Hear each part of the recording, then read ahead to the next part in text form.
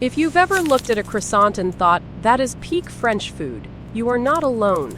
But the truth is far more surprising, and honestly way more fascinating.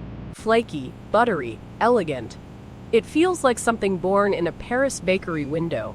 So how could something this iconic not actually begin in France? The croissant's deeper roots lead us not to France, but to Austria. More specifically, to a crescent-shaped pastry tradition connected to Vienna.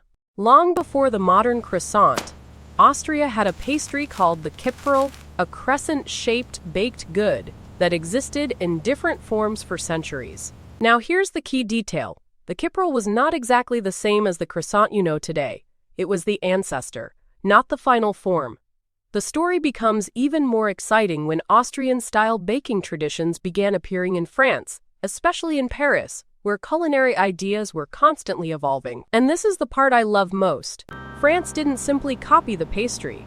French bakers transformed it. They refined it, elevated it, and gave it the identity we now recognize instantly. What really helped define the modern croissant was laminated dough, those repeated layers of dough and butter that create that incredible flaky lift. So while the croissant's roots are Austrian, the version that conquered the world was shaped by French baking culture.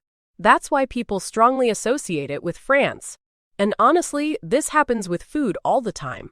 A dish can start in one place, then be perfected, popularized, or reimagined somewhere else so powerfully that the new identity takes over. You may have heard dramatic stories linking crescent pastries to historic battles and celebrations. Those stories are famous, but the bigger truth is that pastry history is usually a blend of tradition, migration, and reinvention. And I think that makes the croissant even more beautiful.